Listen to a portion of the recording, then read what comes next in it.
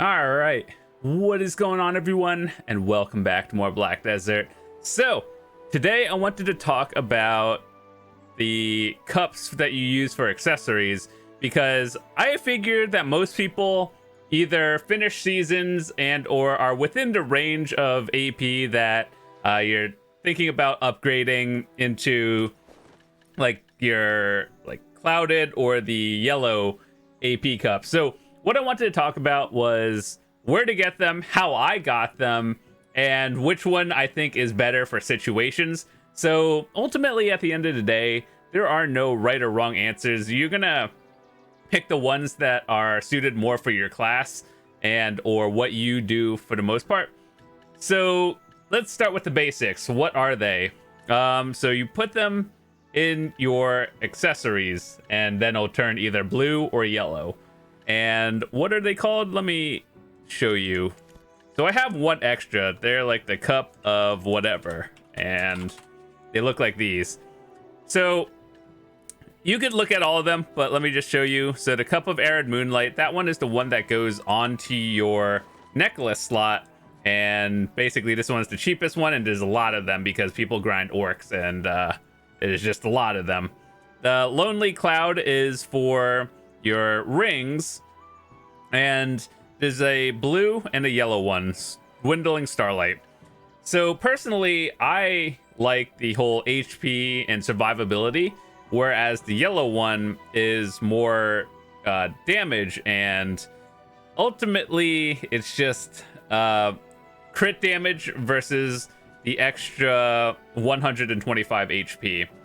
So I guess the general rule the community, like as a whole, came to a conclusion is if you are strictly a PvEer, then the yellow cups for the dwindling starlight is probably going to be more beneficial. Whereas if you do PvP, the survivability is a little bit more important because, you know, if you're dead, you do 0 damage and kind of so on. So I personally have chosen, well, the HP route because I do a little mix of everything. Plus I'm a DK, which, you know, like survivability on DK would be pretty nice.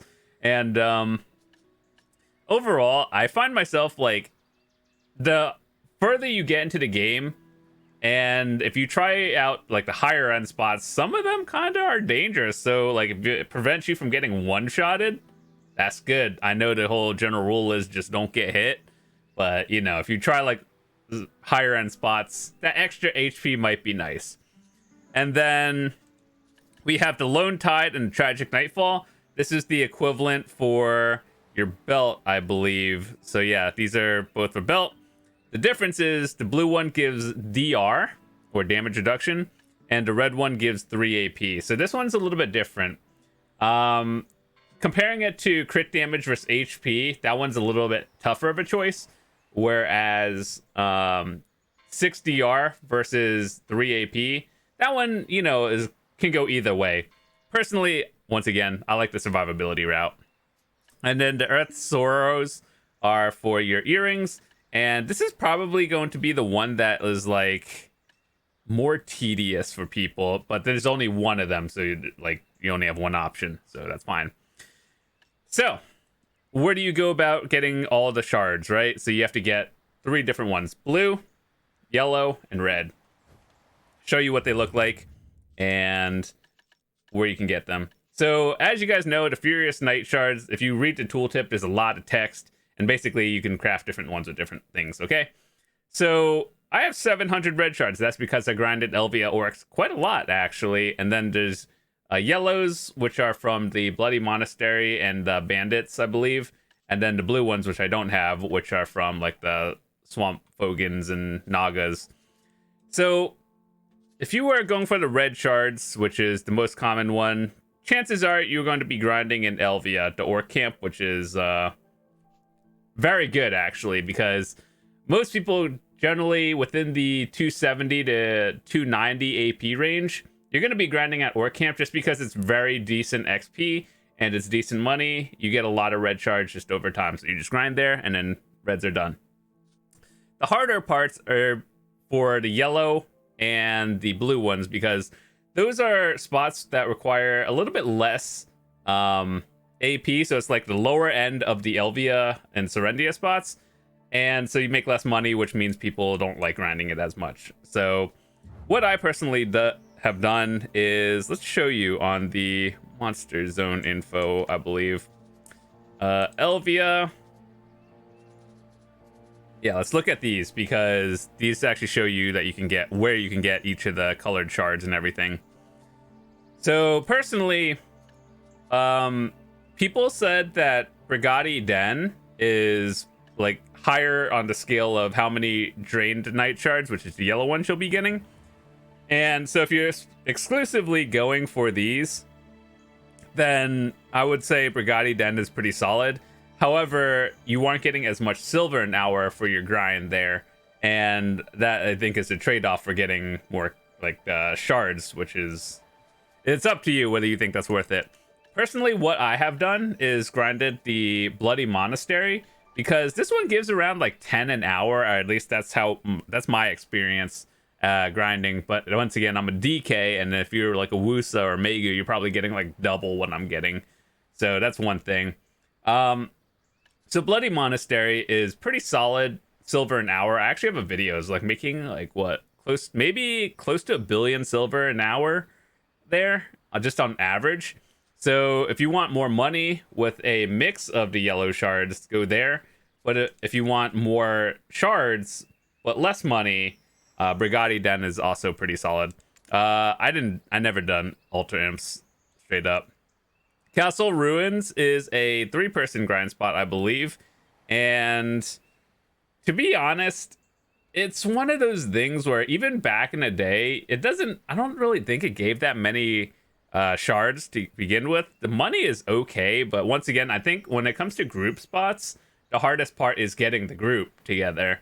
And so you're probably better off if you just want to grind at any odd hour. It's probably better to do solo ones. And so Castle Ruins, I know it got buffed at one point, but like it's just okay all around. It's not great. So let's look at Orc Camp. Orc Camp obviously is probably the best place you should grind for your red shards or the Furious Knights, because one, you're probably making close to 1 billion silver an hour if you are within the AP range there, which Orcs is kind of contested. That means it's kind of hard to get a spot. But even if you do like your Marnie hour once a day for the Orc Camp, you'll probably get this done really quickly. And this is probably one of the like of the Serendia spots, one of the more difficult ones that you guys can do. So it's not difficult, it's just a lot of people do it. That's why it's hard. So yeah, this is very good money. A lot of red shards. You should probably do it. Let's see. These are all Calpheon Elvia. So Fogans and Nagas. Once again, these give yellows. I did a test with this, and I think my rotation was just too large. Like, it's not bad. It's just there's a lot of moving from point A to B than clearing mobs kind of thing. So once again, if you're going for yellow, I would personally go Bloody Monastery. That's personally what I did. For red shards, I went Orc Camp. And for blue shards, I personally went to Swamp Fogans. And where was the other one? I think there was another one. Let me just find it. But yeah, like around here is the Marnie realm for the blue shards. Down here is a Bloody Monastery for the yellows, and an Orc Camp for the reds. So that's just my opinions. That's what I did to get all of mine. And once again, I talked about whether I think that the blue shards or red shards are worth. Personally, I like the whole blue shard survivability more, but I think the more like difficult decision you're going to have is probably for the rings, because if you're exclusively a PvEer, all you do is grind, and you play a class with like a lot of super armors, I would go for the damage ones. And then if you do PvP at all, I would just go for the blue ones because survivability is nice. And just in turn, like if you can survive that one extra hit, that means you can probably throw out an extra damage ability, meaning that you will be doing more damage overall. And so it's kind of a complicated formula, and also depends on your play style. But just as a general basic rule that everyone can follow, PvEers get the yellows, PvPers and mix of everything get the blue ones. And then when it comes to the necklace slot, there's only one option, the extra 150 HP. It's very cheap to get, and you can just buy it off the market nowadays. So then you should just get yours too. So it's like you can just buy it right now if you wanted to. When it comes to the belt, this one is pretty straightforward. DR versus an extra 3 AP. So once again, this one is a little bit of a harder decision, but it's not that bad. Do you want more damage or do you want survivability? And I think they should have added like DR and like some evasion or more damage kind of thing, because that would have been cool. And then the yellow ones obviously are a little bit different, for they have just one option. So once again, we showed you all the spots. I think that's pretty much it. So basically, let's take a quick look. Drain Knights, yeah, if you just look at all of them, you'll figure out usually what you need more of. And so like they're actually a little bit different. So ultimately, if you can get it off the market, I would 100% recommend you just try to buy it. I know there are a lot of orders, and so chances are you're gonna have to start grinding these out yourself, but it's definitely worth the time, because overall, like if you actually think about it, this is like an extra 250 HP for rings, and then an extra 150 from the necklace, so that's like 400 extra HP. That's huge, actually. And then 6 extra DR that's hidden.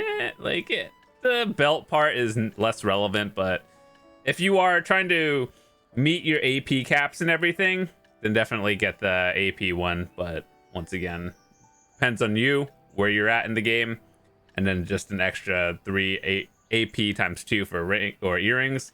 Very good, self-explanatory. And yeah, so hopefully you guys learned something.